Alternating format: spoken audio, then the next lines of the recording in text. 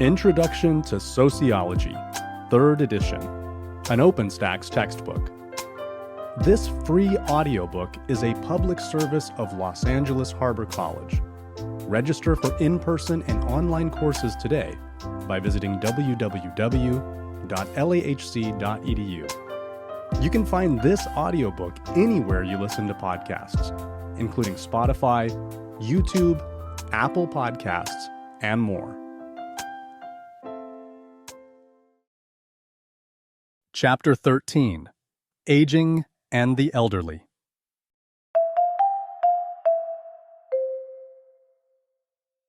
Introduction.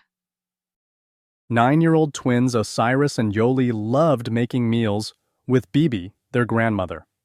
Osiris loved the cooking. Yoli loved stealing the ingredients. The kids didn't get very involved with the chicken, but perked up with the fufu and almost took over the dough balls. Bibi yelled at Yoli to stop eating raw batter, but she didn't mean it. Bibi loved having them around. She sang mashups of 90s songs and big band music, mixing in funny mentions of their day-to-day lives. As she prepped the cassava, she'd throw the discarded pieces in a waste bowl like she was playing basketball. Bibi told them a story about how one of her school teachers was so young that all the students thought she was one of them. So when she told us her last name, I thought it was her first name and called her by it. So she sent me outside for punishment.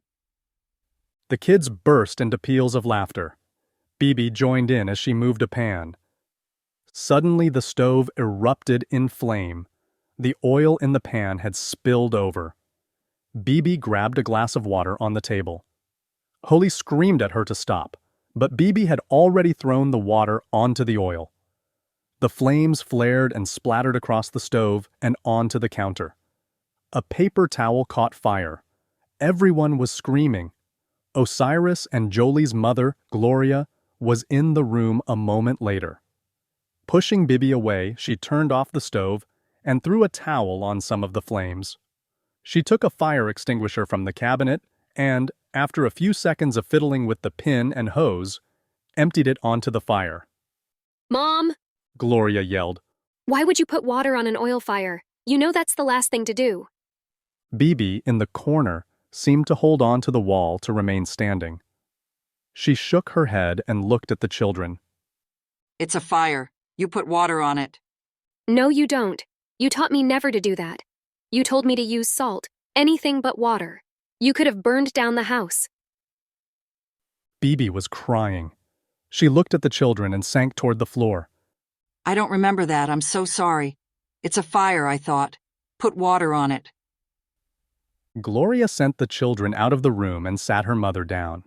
Aside from the scare from the fire, why might Bibi be crying? What difficulties do older people face in undertaking day-to-day activities? What difficulties do their family members face? In this chapter, we will explore the identities and issues of older people in our societies and consider our attitudes and obligations toward them.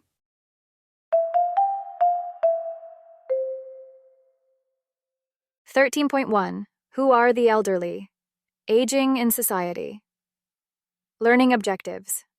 By the end of this section, you should be able to discuss theoretical perspectives on sex and sexuality. Describe the graying of the United States as the population experiences increased life expectancies. Examine aging as a global issue. Think of U.S. movies and television shows you have watched recently. Did any of them feature older actors and actresses? What roles did they play? How were these older actors portrayed? Were they cast as main characters in a love story?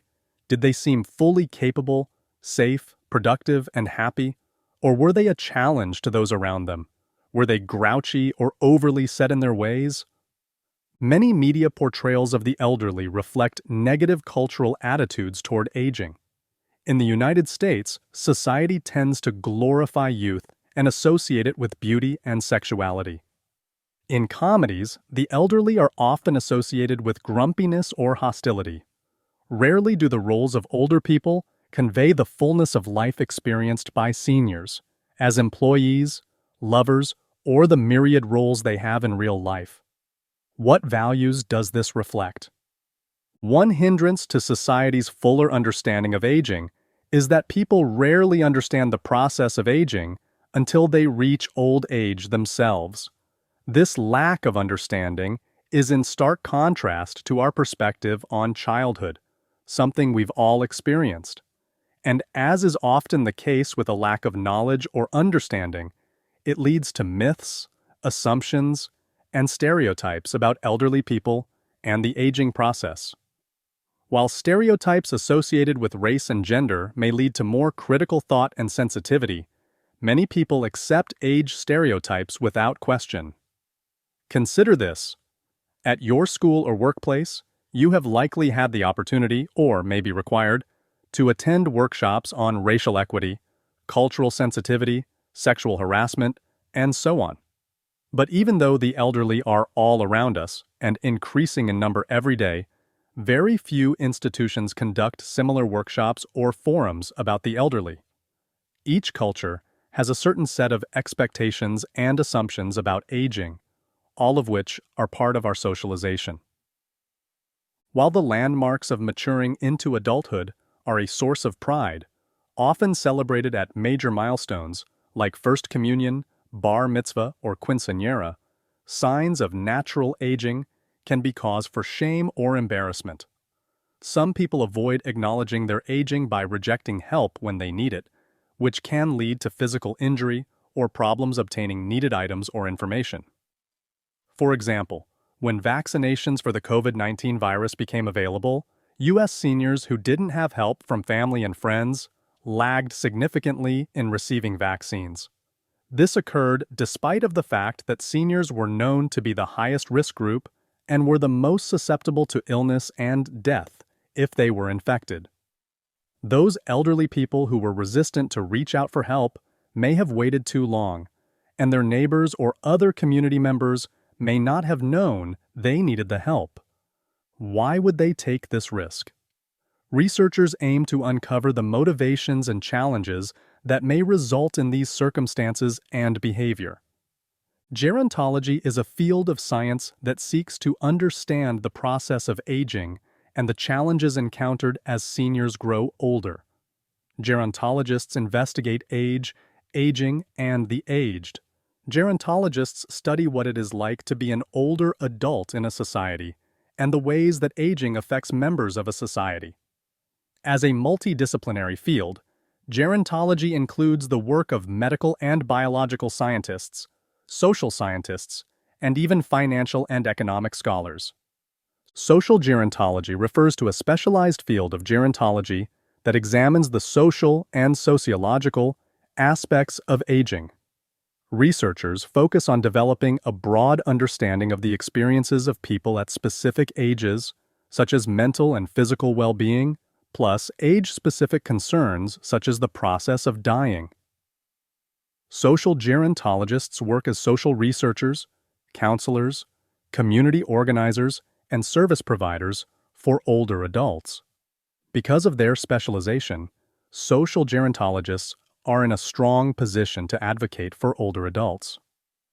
Scholars in these disciplines have learned that aging reflects not only the physiological process of growing older, but also our attitudes and beliefs about the aging process. You've likely seen online calculators that promise to determine your real age as opposed to your chronological age. These ads target the notion that people may feel a different age than their actual years. Some 60-year-olds feel frail and elderly, while some 80-year-olds feel sprightly. Equally revealing is that as people grow older, they define old age in terms of greater years than their current age. Many people want to postpone old age and regard it as a phase that will never arrive. For example, many older Americans keep working well past what people consider retirement age, due to financial pressures or in order to remain, in their eyes, useful. Some older adults even succumb to stereotyping their own age group. In the United States, the experience of being elderly has changed greatly over the past century.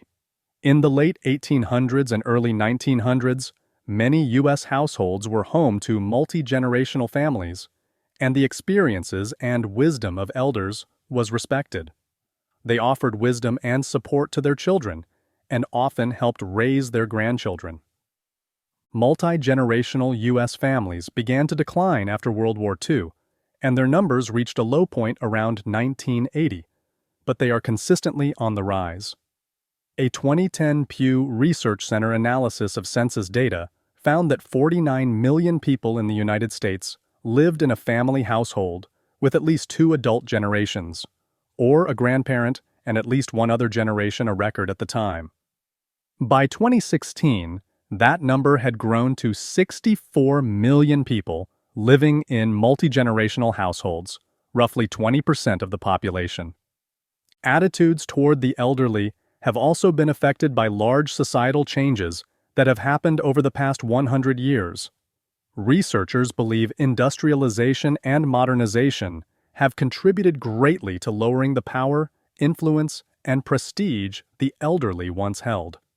On the other hand, the sheer numbers of elderly people in certain societies can have other effects, such as older people's influence on policies and politics based on their voting influence. The elderly have both benefited and suffered from these rapid social changes. In modern societies, a strong economy created new levels of prosperity for many people. Healthcare has become more widely accessible, and medicine has advanced, which allows the elderly to live longer. However, older people are not as essential to the economic survival of their families and communities as they were in the past. Studying aging populations. Since its creation in 1790, the U.S. Census Bureau has been tracking age in the population. Age is an important factor to analyze with accompanying demographic figures such as income and health. The population chart below shows projected age distribution patterns for the next several decades. This population chart shows the population size of people in different age groups. The youngest age group, those under 18 years old, remains largely static. The 18 to 64 age group has been growing and will continue to do so. But most notable is the increasing size of the third tier representing ages 65-84. As the chapter discusses, this group is growing significantly, shown by the increasing share of the overall graph it takes up. Also of note is the group at the very top, aged 85 and older, which is also growing in size. Statisticians use data to calculate the median age of a population, that is, the number that marks the halfway point in a group's age range. In the United States, the median age is about 40. That means that about half of the people in the United States are under 40 and about half are over 40. This median age has been increasing, which indicates the population as a whole is growing older. A cohort is a group of people who share a statistical or demographic trait. People belonging to the same age cohort were born in the same time frame. Understanding a population's age composition can point to certain social and cultural factors and help governments and societies plan for future social and economic challenges. Sociological studies on aging might help explain the difference between Native American age cohorts and the general population.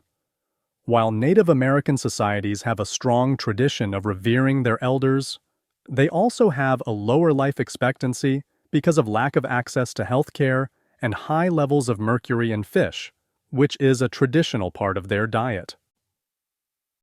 Phases of aging: the young old, middle old, and old old. In the United States, all people over 18 years old are considered adults, but there is a large difference between a person who is 21 years old and a person who is 45 years old.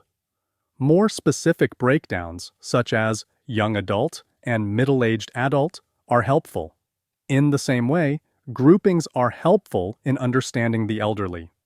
The elderly are often lumped together to include everyone over the age of 65. But a 65-year-old's experience of life is much different from a 90-year-old's. The United States older adult population can be divided into three life stage subgroups: the young old, approximately 65 to 74 years old, the middle old, ages 75 to 84 years old, and the old, over age 85. Today's young old age group is generally happier, healthier, and financially better off than the young old of previous generations. In the United States, people are better able to prepare for aging because resources are more widely available. Also, many people are making proactive quality of life decisions about their old age while they are still young. In the past, family members made care decisions when an elderly person reached a health crisis, often leaving the elderly person with little choice about what would happen. The elderly are now able to choose housing, for example, that allows them some independence while still providing care when it is needed. Living wills, retirement planning, and medical power of attorney are other concerns that are increasingly handled in advance. The graying of the United States. What does it mean to be elderly? Some define it as an issue of physical health, while others simply define it by chronological age. The U.S. government, for example, typically classifies people aged 65 years old as elderly, at which point citizens are eligible for federal benefits such as Social Security and Medicare.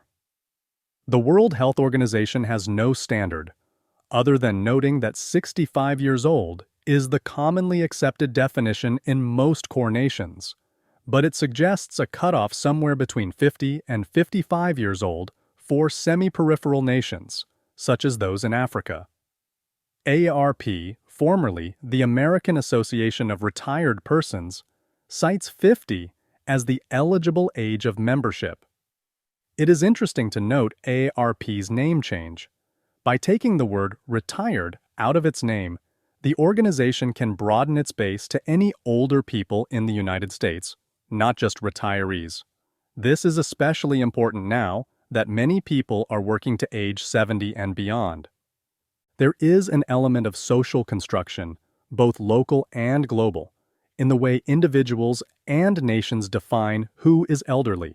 That is, the shared meaning of the concept of elderly is created through interactions among people in society. As the table demonstrates, different generations have varying perspectives on aging. Researchers asked questions about the ages at which people reach certain milestones or new categories in life. Members of the baby boom generation indicate that a person is officially old when they turn 73 years old.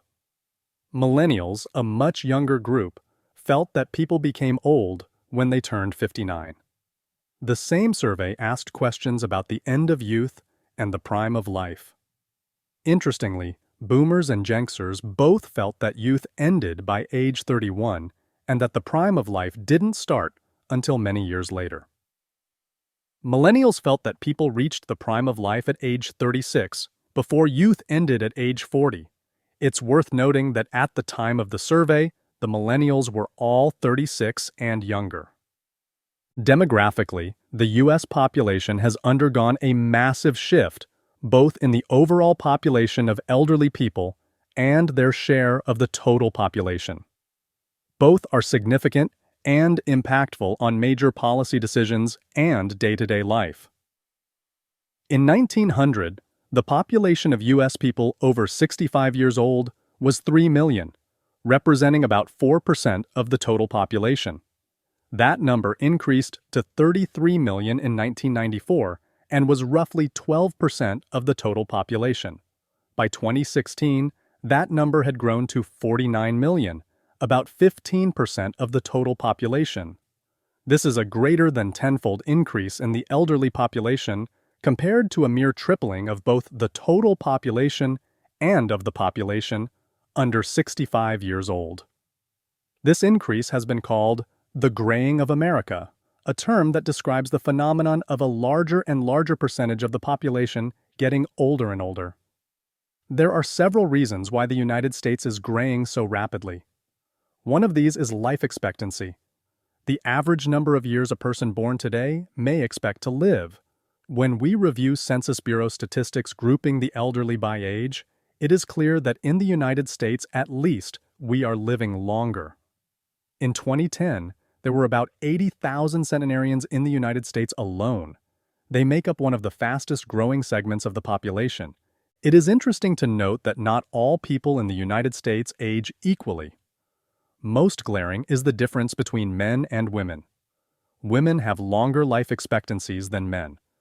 In 2010, there were 90 65-year-old men per 100 65-year-old women. However, there were only 80 75-year-old men per 100 75-year-old women, and only 60 85-year-old men per 100 85-year-old women. Nevertheless, as the graph shows, the sex ratio actually increased over time, indicating that men are closing the gap between their lifespans and those of women. Baby boomers.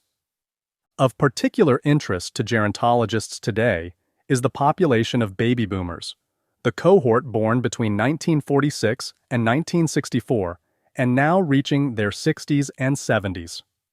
Coming of age in the 1960s and early 1970s, the baby boom generation was the first group of children and teenagers with their own spending power and therefore their own marketing power. As this group has aged, it has redefined what it means to be young, middle-aged, and now old.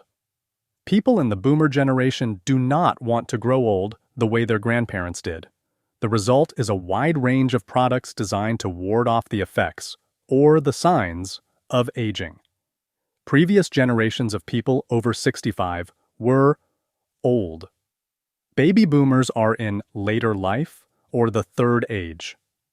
The baby boom generation is the cohort driving much of the dramatic increase in the over 65 population.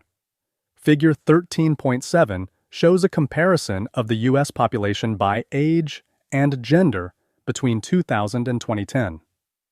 The biggest bulge in the pyramid, representing the largest population group, moves up the pyramid over the course of the decade.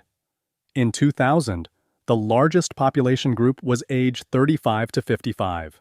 In 2010, that group was age 45 to 65, meaning the oldest baby boomers were just reaching the age at which the U.S. Census considers them elderly. By 2030, all baby boomers will be age 65 and older and represent the largest group of elderly people. This aging of the baby boom cohort has serious implications for our society. Healthcare is one of the areas most impacted by this trend. According to the U.S. Department of Health and Human Services, healthcare spending is projected to grow by 5.5% each year from now until 2027. The portion of government spending on Medicare, a program in which the government covers some costs of healthcare for the elderly, is expected to increase from 3% of gross domestic product, GDP, in 2009 to 8% of GDP in 2030 and to 15% in 2080. Certainly, as boomers age, they will put increasing burdens on the entire U.S. healthcare system. The American Geriatric Society notes that from 2013 to 2025, there will be a 45% increase in demand for physicians who specialize in geriatrics. As a result, over 33,000 specialists will be needed to fill the healthcare needs in 2025. And in 2020, there were only 6,320 such specialists in the United States.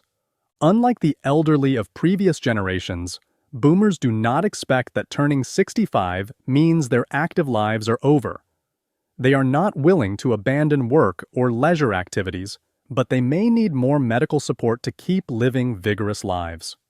This desire of a large group of over 65-year-olds wanting to continue with a high activity level is driving innovation in the medical industry. The economic impact of aging boomers is also an area of concern for many observers. Although the baby boom generation earned more than previous generations and enjoyed a higher standard of living, they did not adequately prepare for retirement. According to most retirement and investment experts, in order to maintain their accustomed lifestyle, people need to save 10 times their annual income before retiring. Note, that's income, not salary. So if a person has an income of $60,000 per year, they should have saved $600,000. If they made $100,000 per year, they should have saved $1 million. But most baby boomers have only saved an estimated $144,000, and only 40% have saved more than $250,000. The causes of these shortfalls are varied and include everything from lavish spending to economic recession to companies folding and reducing pension payments. Higher education costs increased significantly while many baby boomers were sending their children to college. No matter what the cause, many retirees report a great deal of stress about running out of money. Just as some observers are concerned about the possibility of Medicare being overburdened, Social Security is considered to be at risk. Social Security is a government-run retirement program funded primarily through payroll taxes. With enough people paying into the program, there should be enough money for retirees to take out. But with the aging boomer cohort starting to receive Social Security benefits and fewer workers paying into the Social Security Trust Fund, economists warn that the system will collapse by the year 2037. A similar warning came in the 1980s. In response to recommendations from the Greenspan Commission, the retirement age, the age at which people could start receiving Social Security benefits, was raised from 62 to 67, and the payroll tax was increased. A similar hike in retirement age, perhaps to 70, is a possible solution to the current threat to Social Security. Aging around the world. The United States is certainly not alone regarding its aging population. In fact, it doesn't even have the fastest-growing group of elderly people. In 2019, the world had 703 million people aged 65 years or over. By 2050, that number is projected to double to 1.5 billion.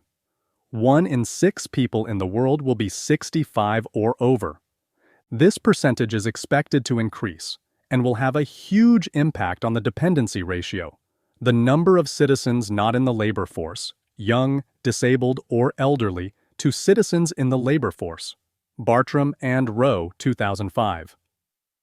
One country that will soon face a serious aging crisis is China, which is on the cusp of an aging boom, a period when its elderly population will dramatically increase. The number of people above age 60 in China today is about 178 million, which amounts to 13.3% of its total population. By 2050, nearly a third of the Chinese population will be age 60 or older, which will put a significant burden on the labor force and impact China's economic growth. On a more global scale, the dependency ratio is projected to more than double in Eastern and Southeastern Asia, Latin America and the Caribbean, Northern Africa and Western Asia, and Central and Southern Asia. As healthcare improves and life expectancy increases across the world, elder care will be an emerging issue. Weenclaw, 2009, suggests that with fewer working-age citizens available to provide home care and long-term assisted care to the elderly, the costs of elder care will increase. Worldwide, the expectation governing the amount and type of elder care varies from culture to culture. For example, in Asia, the responsibility for elder care lies firmly on the family. This is different from the approach in most Western countries, where the elderly are considered independent and are expected to tend to their own care. It is not uncommon for family members to intervene only if the elderly relative requires assistance, often due to poor health. Even then, caring for the elderly is considered voluntary. In the United States, decisions to care for an elderly relative are often conditionally based on the promise of future returns, such as inheritance, or in some cases, the amount of support the elderly provided to the caregiver in the past. These differences are based on cultural attitudes toward aging. In China, several studies have noted the attitude of filial piety, deference and respect to one's parents and ancestors in all things as defining all other virtues. Cultural attitudes in Japan prior to approximately 1986 supported the idea that the elderly deserve assistance. However, seismic shifts in major social institutions, like family and economy, have created an increased demand for community and government care. For example, the increase in women working outside the home has made it more difficult to provide in-home care to aging parents, which leads to an increase in the need for government-supported institutions. In the United States, by contrast, many people view caring for the elderly as a burden. Even when there is a family member able and willing to provide for an elderly family member, 60% of family caregivers are employed outside the home and are unable to provide the needed support. At the same time, however, many middle-class families are unable to bear the financial burden of outsourcing professional health care, resulting in gaps in care. It is important to note that even within the United States, not all demographic groups treat aging the same way. While most people in the United States are reluctant to place their elderly members into out-of-home assisted care, demographically speaking, the groups least likely to do so are Latinos, African Americans, and Asians. Globally, the United States and other core nations are fairly well equipped to handle the demands of an exponentially increasing elderly population. However, peripheral and semi-peripheral nations face similar increases without comparable resources. Poverty among elders is a concern, especially among elderly women. The feminization of the aging poor, evident in peripheral nations, is directly due to the number of elderly women in those countries who are single, illiterate, and not a part of the labor force. In 2002, the Second World Assembly on Aging was held in Madrid, Spain, resulting in the Madrid Plan, an internationally coordinated effort to create comprehensive social policies to address the needs of the worldwide aging population. The plan identifies 3 themes to guide international policy on aging. 1. Publicly acknowledging the global challenges caused by and the global opportunities created by a rising global population. 2. Empowering the elderly. And 3. Linking international policies on aging to international policies on development.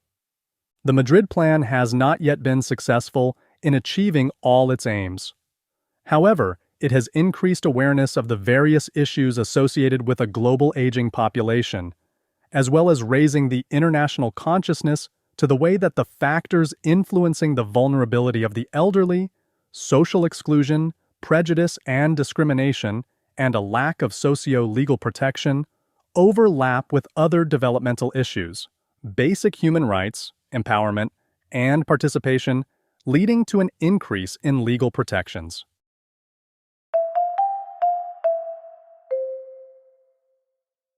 The process of aging.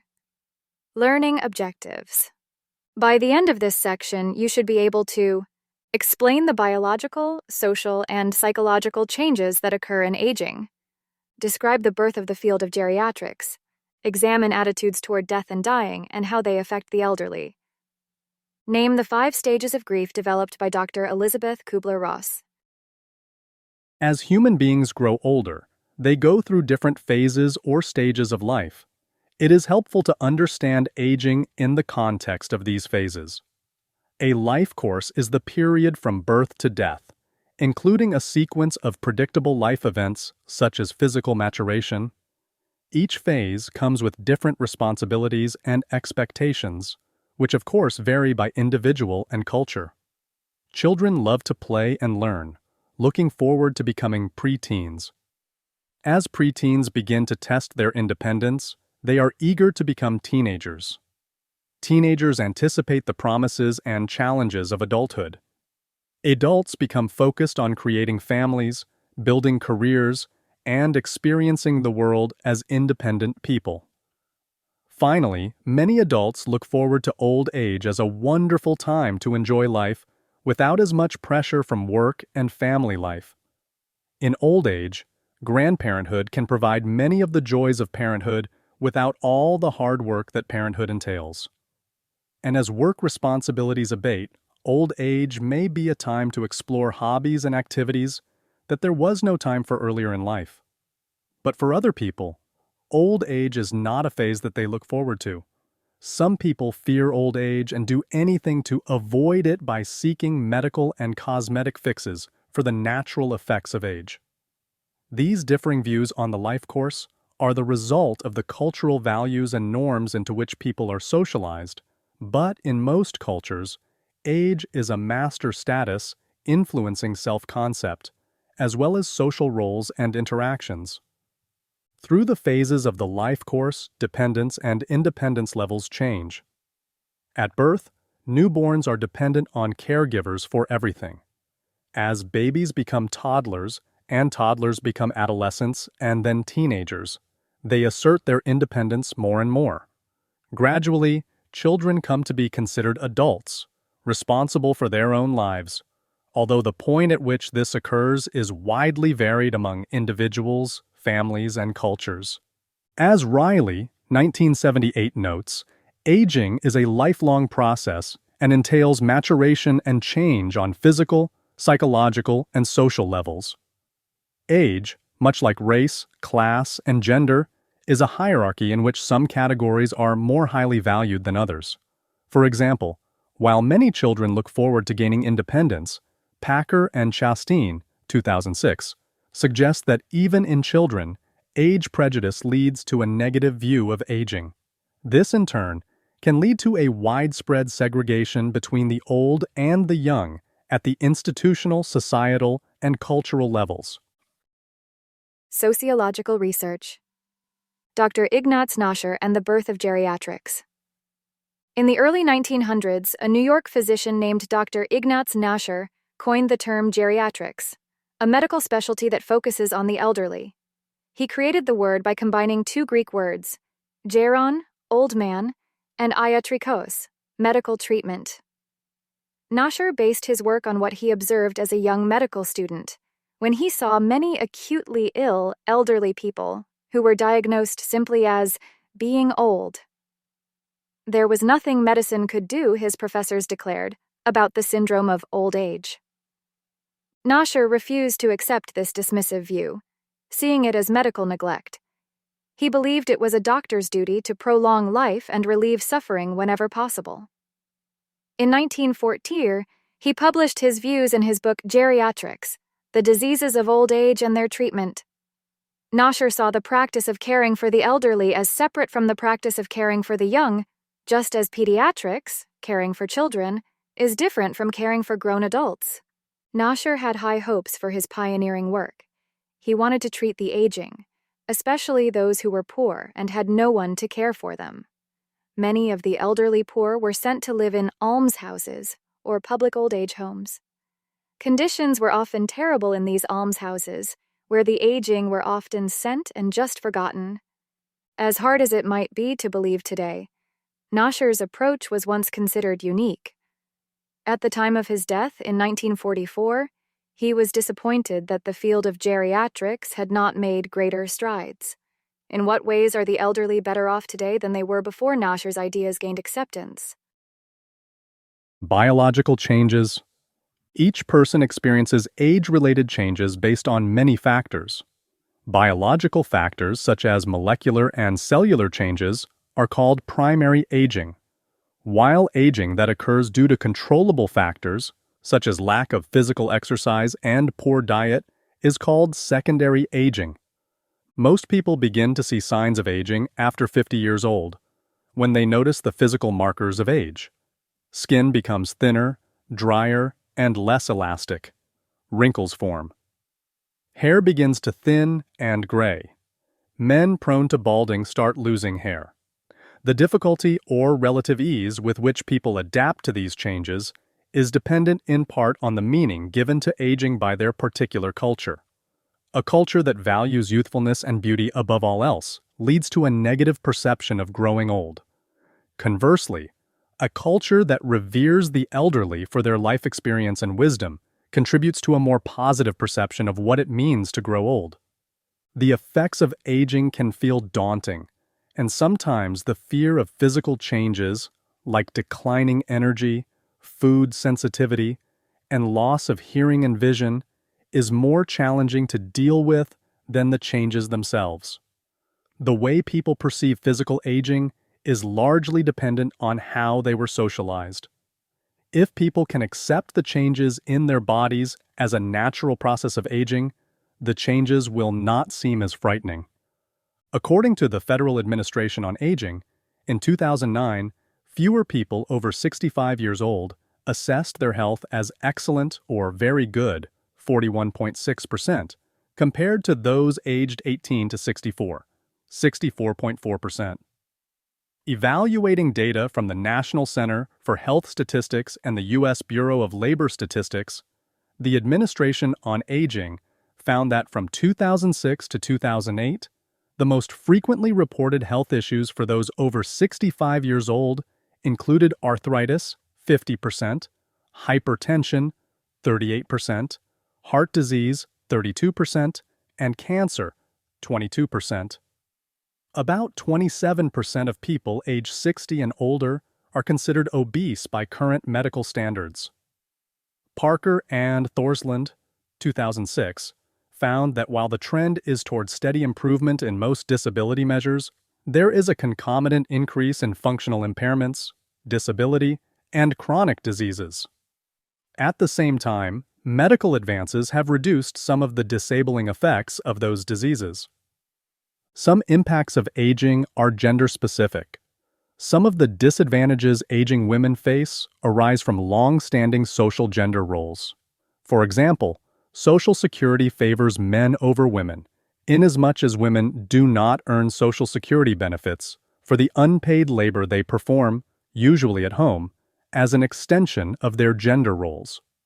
In the healthcare field, elderly female patients are more likely than elderly men to see their healthcare concerns trivialized and are more likely to have their health issues labeled psychosomatic. Another female-specific aspect of aging is that mass media outlets often depict elderly females in terms of negative stereotypes and as less successful than older men.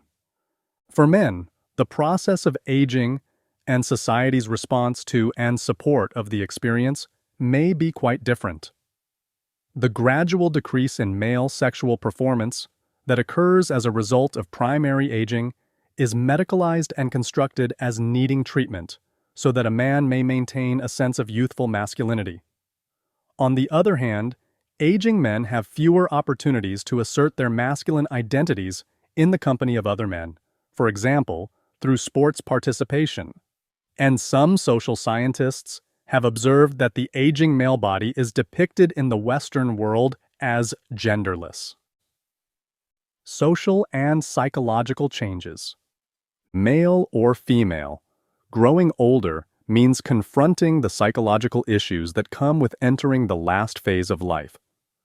Young people moving into adulthood take on new roles and responsibilities as their lives expand, but an opposite arc can be observed in old age. What are the hallmarks of social and psychological change? Retirement, the withdrawal from paid work at a certain age, is a relatively recent idea. Up until the late 19th century, people worked about 60 hours a week until they were physically incapable of continuing. Following the American Civil War, veterans receiving pensions were able to withdraw from the workforce, and the number of working older men began declining. A second large decline in the number of working men began in the post-World War II era, probably due to the availability of Social Security, and a third large decline in the 1960s and 1970s was probably due to the social support offered by Medicare and the increase in Social Security benefits. In the 21st century, most people hope that at some point they will be able to stop working and enjoy the fruits of their labor. But do we look forward to this time or fear it? When people retire from familiar work routines, some easily seek new hobbies, interests, and forms of recreation. Many find new groups and explore new activities, but others may find it more difficult to adapt to new routines and loss of social roles, losing their sense of self-worth in the process. Each phase of life has challenges that come with the potential for fear.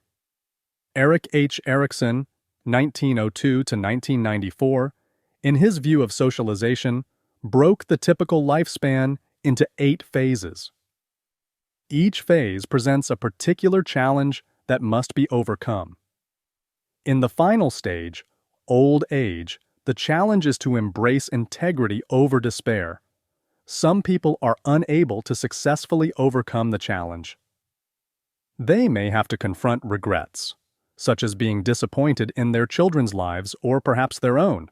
They may have to accept that they will never reach certain career goals, or they must come to terms with what their career success has cost them, such as time with their family or declining personal health. Others, however, are able to achieve a strong sense of integrity and are able to embrace the new phase in life. When that happens, there is tremendous potential for creativity. They can learn new skills, practice new activities, and peacefully prepare for the end of life. For some, overcoming despair might entail remarriage after the death of a spouse.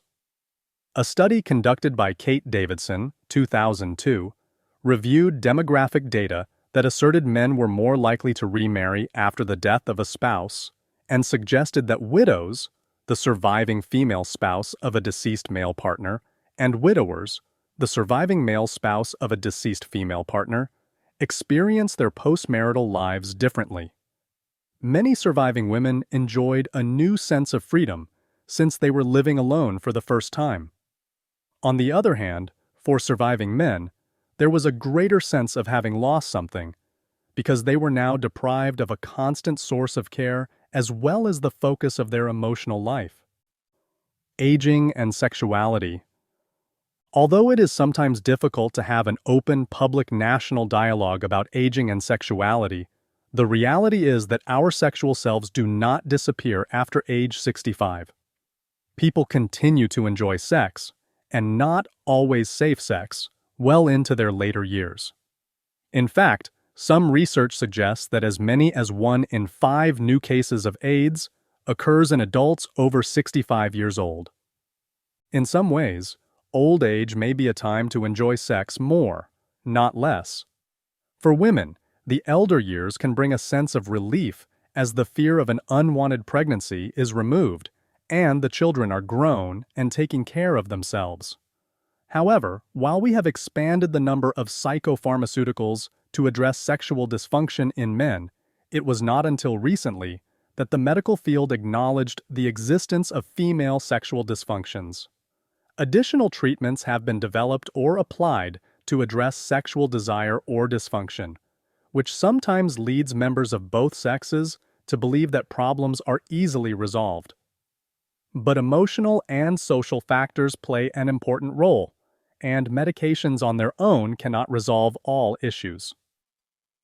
Aging and sexuality also concerns relationships between people of different ages, referred to as age gap relationships by researchers. These types of relationships are certainly not confined to the elderly, but people often make assumptions about elderly people in romantic relationships with younger people, and vice versa. Research into age gap relationships indicates that social pressure can have impacts on relationship commitment or lead to breakups. The life stages of the people can also have impacts, especially if one of them is elderly and the other is not. A relationship between a 30-year-old and a 45-year-old most likely involves fewer discussions about serious health issues and retirement decisions than one between a 55-year-old and a 70-year-old. Both have 15-year age gaps, but the circumstances are quite different. Sociology in the real world. Aging out. LGBTQ seniors. How do different groups in our society experience the aging process? Are there any experiences that are universal, or do different populations have different experiences? An emerging field of study looks at how lesbian, gay, bisexual, transgender, and queer, questioning LGBTQ people experience the aging process and how their experience differs from that of other groups or the dominant group. This issue is expanding with the aging of the baby boom generation. Not only will aging boomers represent a huge bump in the general elderly population, but also the number of LGBTQ seniors is expected to double by 2030. A recent study titled The Aging and Health Report: Disparities and Resilience Among Lesbian, Gay, Bisexual, and Transgender Older Adults finds that LGBTQ older adults have higher rates of disability and depression than their heterosexual peers. They are also less likely to have a support system that might provide elder care, a partner, and supportive children. Even for those LGBTQ seniors who are partnered, some states do not recognize a legal relationship between two people of the same sex, which reduces their legal protection and financial options. As they transition to assisted living facilities, LGBTQ people have the added burden of disclosure management, the way they share their sexual and relationship identity. In one case study, a 78-year-old lesbian woman lived alone in a long-term care facility. She had been in a long-term relationship of 32 years and had been visibly active in the LGBTQ community earlier in her life. However, in the long-term care setting, she was much quieter about her sexual orientation. She selectively disclosed her sexual identity, feeling safer with anonymity and silence. A study from the National Senior Citizens Law Center reports that only 22% of LGBTQ older adults expect they could be open about their sexual orientation or gender identity in a long-term care facility. Even more telling is the finding that only 16% of non-LGBTQ older adults expected that LGBTQ people could be open with facility staff. Same-sex marriage, a civil rights battleground that is being fought in many states, can have major implications for the way the LGBTQ community ages. With marriage comes the legal and financial protection afforded to opposite-sex couples, as well as less fear of exposure and a reduction in the need to retreat to the closet. Changes in this area are coming slowly, and in the meantime, advocates have many policy recommendations for how to improve the aging process for LGBTQ individuals. These recommendations include increasing federal research on LGBTQ elders, increasing and enforcing existing laws against discrimination, and amending the Federal Family and Medical Leave Act to cover LGBTQ caregivers. Death and dying.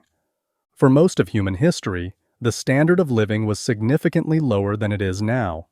Humans struggled to survive with few amenities and very limited medical technology. The risk of death due to disease or accident was high in any life stage, and life expectancy was low. As people began to live longer, death became associated with old age. For many teenagers and young adults, losing a grandparent or another older relative can be the first loss of a loved one they experience. It may be their first encounter with grief, a psychological, emotional, and social response to the feelings of loss that accompanies death or a similar event. People tend to perceive death, their own and that of others, based on the values of their culture. While some may look upon death as the natural conclusion to a long, fruitful life, others may find the prospect of dying frightening to contemplate. People tend to have strong resistance to the idea of their own death and strong emotional reactions of loss to the death of loved ones. Viewing death as a loss, as opposed to a natural or tranquil transition, is often considered normal in the United States. What may be surprising is how few studies were conducted on death and dying prior to the 1960s. Death and dying were fields that had received little attention until a psychologist named Elizabeth Kubler-Ross began observing people who were in the process of dying.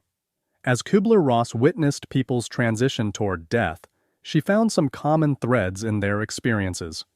She observed that the process had 5 distinct stages: denial, anger, bargaining, depression, and acceptance.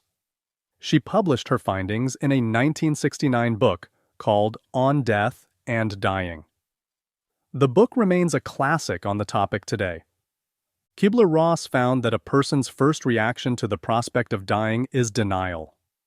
This is characterized by the person's not wanting to believe he or she is dying, with common thoughts such as "I feel fine" or "this is not really happening to me."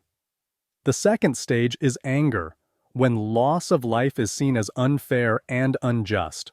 A person then resorts to the third stage, bargaining, trying to negotiate with a higher power to postpone the inevitable by reforming or changing the way he or she lives. The fourth stage, psychological depression, allows for resignation as the situation begins to seem hopeless. In the final stage, a person adjusts to the idea of death and reaches acceptance. At this point, the person can face death honestly by regarding it as a natural and inevitable part of life and can make the most of their remaining time. The work of Kubler-Ross was eye-opening when it was introduced. It broke new ground and opened the doors for sociologists, social workers, health practitioners, and therapists to study death and help those who were facing death. Kubler-Ross's work is generally considered a major contribution to thanatology, the systematic study of death and dying.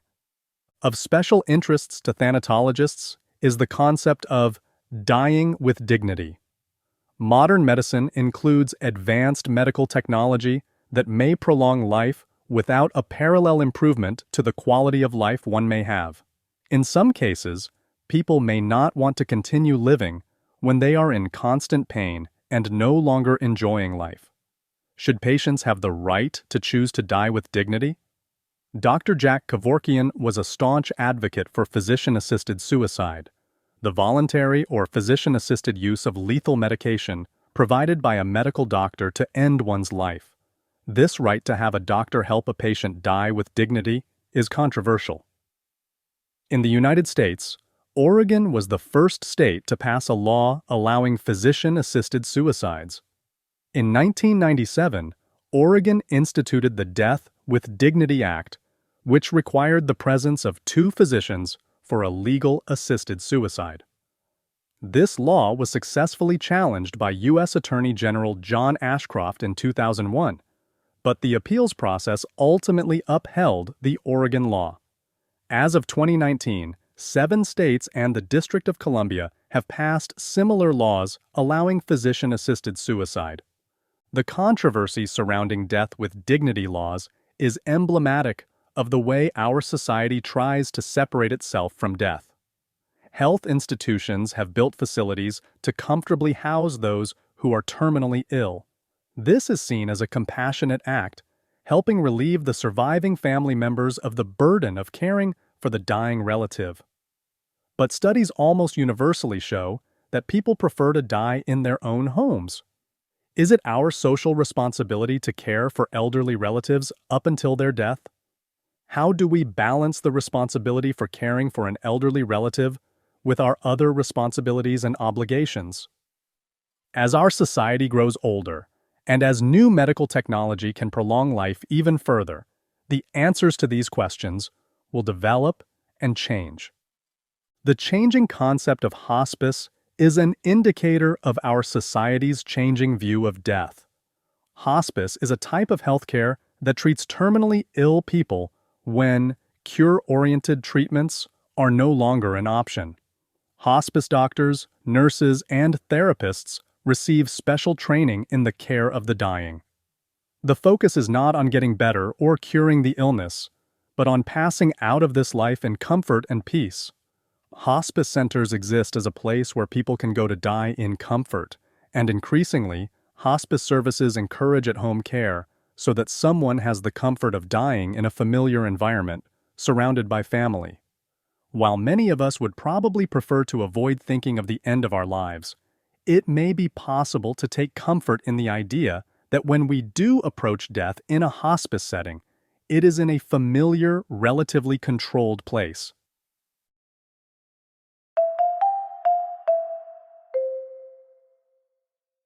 .3 Challenges facing the elderly. Learning objectives. By the end of this section, you should be able to Interpret the historical and current trends of poverty among elderly populations. Recognize ageist thinking and ageist attitudes in individuals and institutions. Identify risk factors and outcomes regarding mistreatment and abuse of elderly individuals. Aging comes with many challenges. The loss of independence is one potential part of the process, as are diminished physical ability and age discrimination. The term senescence refers to the aging process, including biological, emotional, intellectual, social, and spiritual changes. This section discusses some of the challenges we encounter during this process. As already observed, many older adults remain highly self-sufficient. Others require more care. Because the elderly typically no longer hold jobs, finances can be a challenge. And due to cultural misconceptions, older people can be targets of ridicule and stereotypes. The elderly face many challenges in later life, but they do not have to enter old age without dignity. Poverty. For many people in the United States, growing older once meant living with less income. In 1960, almost 35% of the elderly existed on poverty-level incomes. A generation ago, the nation's oldest populations had the highest risk of living in poverty. At the start of the 21st century, the older population was putting an end to that trend. Among people over 65 years old, the poverty rate fell from 30% in 1967 to 9.7% in 2008, well below the national average of 13.2%. However, given the subsequent recession, which severely reduced the retirement savings of many while taxing public support systems, how are the elderly affected? According to the Kaiser Commission on Medicaid and the Uninsured, the national poverty rate among the elderly had risen to 14% by 2010. Before the recession hit, what had changed to cause a reduction in poverty among the elderly? What social patterns contributed to the shift? For several decades, a greater number of women joined the workforce. More married couples earned double incomes during their working years and saved more money for their retirement. Private employers and governments began offering better retirement programs. By 1990, senior citizens reported earning 36% more income on average than they did in 1980. That was 5 times the rate of increase for people under age 35. In addition, many people were gaining access to better healthcare. New trends encourage people to live more healthful lifestyles by placing an emphasis on exercise and nutrition. There was also greater access to information about the health risks of behaviors such as cigarette smoking, alcohol consumption, and drug use. Because they were healthier, many older people continue to work past the typical retirement age and provide more opportunity to save for retirement. Will these patterns return once the recession ends? Sociologists will be watching to see. In the meantime, they are realizing the immediate impact of the recession on elderly poverty. During the recession, older people lost some of the financial advantages that they'd gained in the 1980s and 1990s. From October 2007 to October 2009, the values of retirement accounts for people over age 50 lost 18% of their value. The sharp decline in the stock market also forced many to delay their retirement. Ageism. Driving to the grocery store, Peter, 23 years old, got stuck behind a car on a 4-lane main artery through his city's business district. The speed limit was 35 miles per hour, and while most drivers sped along at 40 to 45 mph, the driver in front of him was going the minimum speed. Peter tapped on his horn. He tailgated the driver. Finally, Peter had a chance to pass the car. He glanced over. Sure enough, Peter thought, a gray-haired old man guilty of DWE, driving while elderly. At the grocery store, Peter waited in the checkout line behind an older woman. She paid for her groceries, lifted her bags of food into her cart, and toddled toward the exit. Peter, guessing her to be about 80 years old, was reminded of his grandmother. He paid for his groceries and caught up with her. "Can I help you with your cart?" he asked. "No, thank you. I can get it myself," she said, and marched off toward her car. Peter's responses to both older people, the driver, and the shopper were prejudiced. In both cases, he made unfair assumptions. He assumed the driver drove cautiously simply because the man was a senior citizen, and he assumed the shopper needed help carrying her groceries just because she was an older woman. Responses like Peter's toward older people are fairly common. He didn't intend to treat people differently based on personal or cultural biases, but he did. Ageism is discrimination when someone acts on a prejudice based on age. Dr. Robert Butler coined the term in 1968, noting that ageism exists in all cultures. Ageist attitudes and biases based on stereotypes reduce elderly people to inferior or limited positions. Ageism can vary in severity. Peter's attitudes are probably seen as fairly mild, but relating to the elderly in ways that are patronizing can be offensive. When ageism is reflected in the workplace, in healthcare, and in assisted living facilities, the effects of discrimination can be more severe.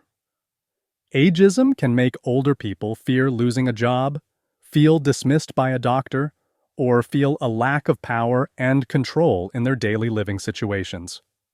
In early societies, the elderly were respected and revered. Many pre-industrial societies observed gerontocracy, a type of social structure wherein the power is held by a society's oldest members. In some countries today, the elderly still have influence and power, and their vast knowledge is respected. Reverence for the elderly is still a part of some cultures, but it has changed in many places because of social factors. In many modern nations, however, industrialization contributed to the diminished social standing of the elderly. Today, wealth, power, and prestige are also held by those in younger age brackets. The average age of corporate executives was 59 years old in 1980. In 2008, the average age had lowered to 54 years old. Some older members of the workforce felt threatened by this trend and grew concerned that younger employees in higher-level positions would push them out of the job market. Rapid advancements in technology and media have required new skill sets that older members of the workforce are less likely to have. Changes happened not only in the workplace but also at home. In agrarian societies, a married couple cared for their aging parents. The oldest members of the family contributed to the household by doing chores, cooking, and helping with childcare. As economies shifted from agrarian to industrial, younger generations moved to cities to work in factories. The elderly began to be seen as an expensive burden. They did not have the strength and stamina to work outside the home. What began during industrialization, a trend toward older people living apart from their grown children, has become commonplace. As you saw in the opening, children of older people can also feel guilt, sadness, and sometimes anger at both taking care of aging parents and with accepting that their parents are losing their abilities. Living apart, especially if an older person is moved to a nursing home or other facility, can often exacerbate these issues. Mistreatment and abuse. Mistreatment and abuse of the elderly is a major social problem. As expected, with the biology of aging, the elderly sometimes become physically frail. This frailty renders them dependent on others for care, sometimes for small needs like household tasks, and sometimes for assistance with basic functions like eating and toileting. Unlike a child, who also is dependent on another for care, an elder is an adult with a lifetime of experience, knowledge, and opinions, a more fully developed person. This makes the care-providing situation more complex. Elder abuse occurs when a caretaker intentionally deprives an older person of care or harms the person in his or her charge. Caregivers may be family members, relatives, friends, health professionals, or employees of senior housing or nursing care. The elderly may be subject to many different types of abuse. In a 2009 study on the topic led by Dr. Ron Attierno, the team of researchers identified 5 major categories of elder abuse. 1. Physical abuse, such as hitting or shaking. 2. Sexual abuse, including rape and coerced nudity. 3. Psychological or emotional abuse, such as verbal harassment or humiliation. 4. Neglect or failure to provide adequate care. And 5. Financial abuse or exploitation. The National Center on Elder Abuse, NCEA, a division of the U.S. Administration on Aging, also identifies abandonment and self-neglect as types of abuse. Table 13.2 shows some of the signs and symptoms that the NCEA encourages people to notice. The signs and symptoms of physical abuse include bruises, untreated wounds, sprains, broken glasses, and lab findings of medication overdose. The signs and symptoms of sexual abuse include bruises around breasts or genitals, torn or bloody underclothing, and unexplained venereal disease. The signs and symptoms of emotional and psychological abuse include being upset or withdrawn and unusual dementia-like behavior, rocking, sucking. The signs and symptoms of neglect include poor hygiene, untreated bed sores, dehydration, and soiled bedding. The signs and symptoms of financial abuse include sudden changes in banking practices, inclusion of additional names on bank cards, and abrupt changes to one's will. The signs and symptoms of self-neglect include untreated medical conditions, unclean living area, and lack of medical items like dentures or glasses. How prevalent is elder abuse? 2 recent U.S. studies found that roughly 1 in 10 elderly people surveyed had suffered at least one form of elder abuse. Some social researchers believe elder abuse is underreported and that the number may be higher. The risk of abuse also increases in people with health issues, such as dementia. Older women were found to be victims of verbal abuse more often than their male counterparts. In Attierno's study, which included a sample of 5,777 respondents aged 60 and older, 5.2% of respondents reported financial abuse, 5.1% said they'd been neglected, and 4.6% endured emotional abuse. The prevalence of physical and sexual abuse was lower at 1.6% and 0.6%, respectively. Other studies have focused on the caregivers to the elderly in an attempt to discover the causes of elder abuse. Researchers identified factors that increased the likelihood of caregivers perpetrating abuse against those in their care. Those factors include inexperience, having other demands such as jobs for those who weren't professionally employed as caregivers, caring for children, living full-time with the dependent elder, and experiencing high stress, isolation, and lack of support. A history of depression in the caregiver was also found to increase the likelihood of elder abuse. Neglect was more likely when care was provided by paid caregivers. Many of the caregivers who physically abused elders were themselves abused, in many cases when they were children. Family members with some sort of dependency on the elder in their care were more likely to physically abuse that elder. For example, an adult child caring for an elderly parent while at the same time depending on some form of income from that parent is considered more likely to perpetrate physical abuse. A survey in Florida found that 60.1% of caregivers reported verbal aggression as a style of conflict resolution. Paid caregivers in nursing homes were at a high risk of becoming abusive if they had low job satisfaction, treated the elderly like children, or felt burnt out. Caregivers who tended to be verbally abusive were found to have had less training, lower education, and higher likelihood of depression or other psychiatric disorders. Based on the results of these studies, many housing facilities for seniors have increased their screening procedures for caregiver applicants. Big picture. World War II. Veterans. World War II was a defining event in recent human history and set the stage for America to become an economic and military superpower.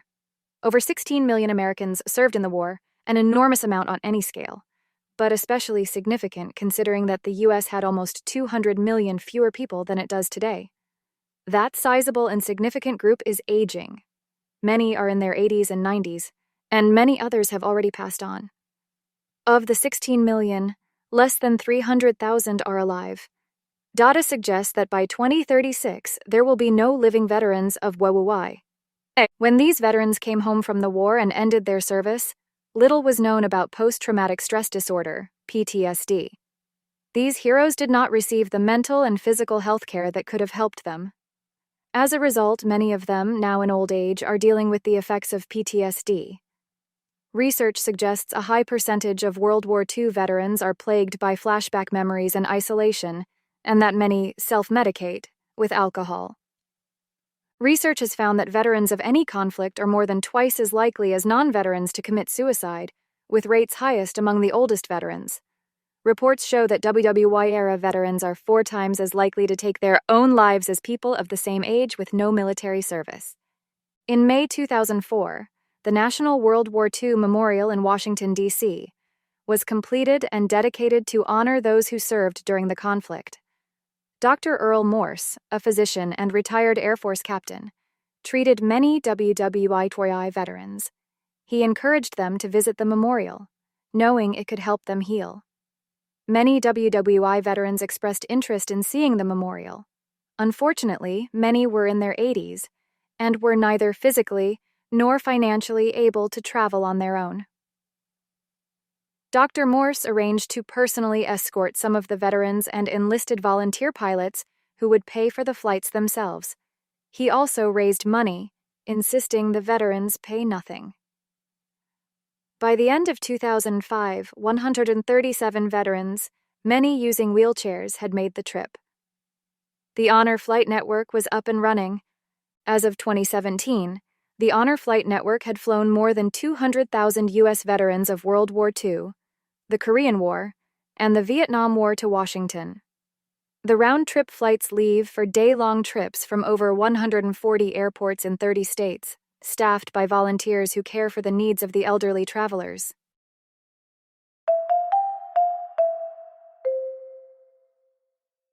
(13.4) Theoretical Perspectives on Aging. Learning Objectives. By the end of this section, you should be able to compare and contrast sociological theoretical perspectives on aging. What roles do individual senior citizens play in your life? How do you relate to and interact with older people? What role do they play in neighborhoods and communities, in cities, and in states? Sociologists are interested in exploring the answers to questions such as these through 3 different perspectives: functionalism, symbolic interactionism, and conflict theory. Functionalism. Functionalists analyze how the parts of society work together. Functionalists gauge how society's parts are working together to keep society running smoothly. How does this perspective address aging? The elderly, as a group, are one of society's vital parts. Functionalists find that people with better resources, who stay active in other roles, adjust better to old age. 3 social theories within the functional perspective were developed to explain how older people might deal with later life experiences. The earliest gerontological theory in the functionalist perspective is disengagement theory, which suggests that withdrawing from society and social relationships is a natural part of growing old. There are several main points to the theory. First, because everyone expects to die one day, and because we experience physical and mental decline as we approach death, it is natural to withdraw from individuals and society. Second, as the elderly withdraw, they receive less reinforcement to conform to social norms. Therefore, this withdrawal allows a greater freedom from the pressure to conform. Finally, social withdrawal is gendered, meaning it is experienced differently by men and women. Because men focus on work and women focus on marriage and family, when they withdraw, they will be unhappy and directionless until they adopt a role to replace their accustomed role that is compatible with the disengaged state. The suggestion that old age was a distinct state in the life course characterized by a distinct change in roles and activities, was groundbreaking when it was first introduced. However, the theory is no longer accepted in its classic form. Criticisms typically focus on the application of the idea that seniors universally naturally withdraw from society as they age, and that it does not allow for a wide variation in the way people experience aging. The social withdrawal that Cummings and Henry recognized, 1961, and its notion that elderly people need to find replacement roles for those they've lost is addressed anew in activity theory. According to this theory, activity levels and social involvement are key to this process, and key to happiness. Havinghurst, 1961, Neugarten, 1964, Havinghurst, Neugarten, and Tobin, 1968. According to this theory, the more active and involved an elderly person is, the happier he or she will be. Critics of this theory point out that access to social opportunities and activity are not equally available to all. Moreover, not everyone finds fulfillment in the presence of others or participation in activities. Reformulations of this theory suggest that participation in informal activities, such as hobbies, are what most affect later life satisfaction. According to continuity theory, the elderly make specific choices to maintain consistency in internal, personality structure, beliefs, and external structures, relationships, remaining active and involved throughout their elder years. This is an attempt to maintain social equilibrium and stability by making future decisions on the basis of already developed social roles. One criticism of this theory is its emphasis on so-called normal aging, which marginalizes those with chronic diseases such as Alzheimer's. Sociology in the real world. The graying of American prisons. The COVID-19 pandemic placed a particular burden on prison populations and government officials who manage them. Many people unfamiliar with American prisons may have assumed this concern was due to the obvious. Prisons are by definition confined spaces, where space and freedom are in short supply. Incarcerated people often share cells, restrooms, and other facilities. These are all contributing factors to the grave concerns about prisoners and COVID. But they were all exacerbated by the one overall comorbidity for the coronavirus: age. Just like elderly people outside of prison generally suffered the most from the disease, the same age group was highly susceptible in prison. Perhaps the most dire circumstance is the size and percentage of that age group in prison. By the time the pandemic hit, the population of people over 50 in American prisons was, for the first time in history, larger than every other age group, and nearly 200,000 people in correctional facilities were 55 and over. That portion of the prison population tripled from 2000 to 2016. Two factors contribute significantly to this country's aging prison population. One is the tough-on-crime reforms of the 1980s and 1990s, when mandatory minimum sentencing and three-strikes policies sent many people to jail for 30 years to life, even when the third strike was a relatively minor offense. Many of today's elderly prisoners are those who were incarcerated 30 years ago for life sentences. The other factor influencing today's aging prison population is the aging of the overall population. As discussed in the section on aging in the United States, the percentage of people over 65 years old is increasing each year due to rising life expectancies and the aging of the baby boom generation. So why should it matter that the elderly prison population is growing so swiftly?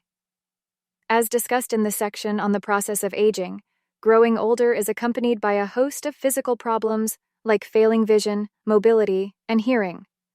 Chronic illnesses like heart disease, arthritis, and diabetes also become increasingly common as people age, whether they are in prison or not. In many cases, elderly prisoners are physically incapable of committing a violent, or possibly any, crime. Is it ethical to keep them locked up for the short remainder of their lives? And is it practical?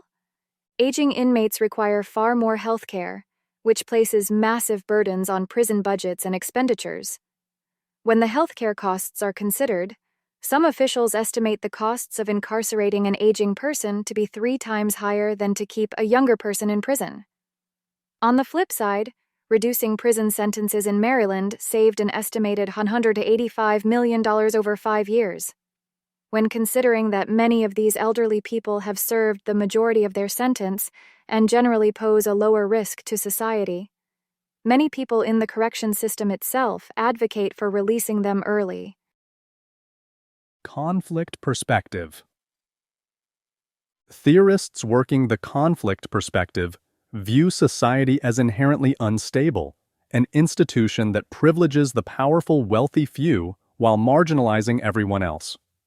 According to the guiding principle of conflict theory, social groups compete with other groups for power and scarce resources. Applied to society's aging population, the principle means that the elderly struggle with other groups, for example, younger society members, to retain a certain share of resources. At some point, this competition may become conflict. For example, some people complain that the elderly get more than their fair share of society's resources. In hard economic times, there is great concern about the huge costs of Social Security and Medicare. One of every 4 tax dollars, or about 28%, is spent on these two programs. In 1950, the federal government paid $781 million in Social Security payments. Now, the payments are 870 times higher. In 2008, the government paid $296 billion. The medical bills of the nation's elderly population are rising dramatically. While there is more care available to certain segments of the senior community, it must be noted that the financial resources available to the aging can vary tremendously by race, social class, and gender. There are 3 classic theories of aging within the conflict perspective. Modernization theory suggests that the primary cause of the elderly losing power and influence in society are the parallel forces of industrialization and modernization. As societies modernize, the status of elders decreases, and they are increasingly likely to experience social exclusion. Before industrialization, strong social norms bound the younger generation to care for the older. Now, as societies industrialize, the nuclear family replaces the extended family. Societies become increasingly individualistic, and norms regarding the care of older people change. In an individualistic industrial society, caring for an elderly relative is seen as a voluntary obligation that may be ignored without fear of social censure. The central reasoning of modernization theory is that as long as the extended family is the standard family, as in pre-industrial economies, elders will have a place in society and a clearly defined role. As societies modernize, the elderly, unable to work outside of the home, have less to offer economically and are seen as a burden. This model may be applied to both the developed and the developing world, and it suggests that as people age, they will be abandoned and lose much of their familial support since they become a non-productive economic burden. Another theory in the conflict perspective is age stratification theory. Though it may seem obvious now, with our awareness of ageism, age stratification, theorists were the first to suggest that members of society might be stratified by age, just as they are stratified by race, class, and gender. Because age serves as a basis of social control, different age groups will have varying access to social resources such as political and economic power. Within societies, behavioral age norms, including norms about roles and appropriate behavior, dictate what members of age cohorts may reasonably do. For example, it might be considered deviant for an elderly woman to wear a bikini because it violates norms denying the sexuality of older females. These norms are specific to each age strata, developing from culturally based ideas about how people should act their age. Thanks to amendments to the Age Discrimination in Employment Act, ADA, which drew attention to some of the ways in which our society is stratified based on age, U.S. workers no longer must retire upon reaching a specified age. As first passed in 1967, The ADEA provided protection against a broad range of age discrimination and specifically addressed termination of employment due to age, age-specific layoffs, advertised positions specifying age limits or preferences, and denial of healthcare benefits to those over 65 years old. Age stratification theory has been criticized for its broadness and its inattention to other sources of stratification and how these might intersect with age. For example, one might argue that an older white male occupies a more powerful role and is far less limited in his choices compared to an older white female based on his historical access to political and economic power. Finally, exchange theory, a rational choice approach, suggests we experience an increased dependence as we age and must increasingly submit to the will of others because we have fewer ways of compelling others to submit to us. Indeed, inasmuch as relationships are based on mutual exchanges, as the elderly become less able to exchange resources, they will see their social circles diminish. In this model, the only means to avoid being discarded is to engage in resource management, like maintaining a large inheritance or participating in social exchange systems via childcare. In fact, the theory may depend too much on the assumption that individuals are calculating. It is often criticized for affording too much emphasis to material exchange and devaluing non-material assets such as love and friendship. Symbolic interactionism. Generally, theories within the symbolic interactionist perspective focus on how society is created through the day-to-day interaction of individuals, as well as the way people perceive themselves and others based on cultural symbols. This microanalytic perspective assumes that if people develop a sense of identity through their social interactions, their sense of self is dependent on those interactions. A woman whose main interactions with society make her feel old and unattractive may lose her sense of self. But a woman whose interactions make her feel valued and important will have a stronger sense of self and a happier life. Symbolic interactionists stress that the changes associated with old age, in and of themselves, have no inherent meaning. Nothing in the nature of aging creates any particular defined set of attitudes. Rather, attitudes toward the elderly are rooted in society. One microanalytical theory is Rose's, 1962, subculture of aging theory, which focuses on the shared community created by the elderly when they are excluded, due to age, voluntarily or involuntarily, from participating in other groups. This theory suggests that elders will disengage from society and develop new patterns of interaction with peers who share common backgrounds and interests. For example, a group consciousness may develop within such groups as AARP around issues specific to the elderly, like the Medicare donut hole, focused on creating social and political pressure to fix those issues. Whether brought together by social or political interests, or even geographic regions, elders may find a strong sense of community with their new group. Another theory within the symbolic interaction perspective is selective optimization with compensation theory. Baltes and Baltes, 1990, based their theory on the idea that successful personal development throughout the life course and subsequent mastery of the challenges associated with everyday life are based on the components of selection, optimization, and compensation. Though this happens at all stages in the life course, in the field of gerontology, researchers focus attention on balancing the losses associated with aging with the gains stemming from the same. Here, aging is a process and not an outcome, and the goals, compensation, are specific to the individual.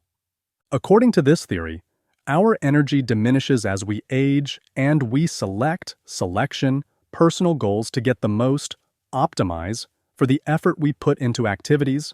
In this way, making up for compensation, the loss of a wider range of goals and activities. In this theory, The physical decline postulated by disengagement theory may result in more dependence, but that is not necessarily negative, as it allows aging individuals to save their energy for the most meaningful activities. For example, a professor who values teaching sociology may participate in a phased retirement, never entirely giving up teaching, but acknowledging personal physical limitations that allow teaching only 1 or 2 classes per year. Swedish sociologist Lars Tornstam developed a symbolic interactionist theory called gerotranscendence. The idea that as people age, they transcend the limited views of life they held in earlier times.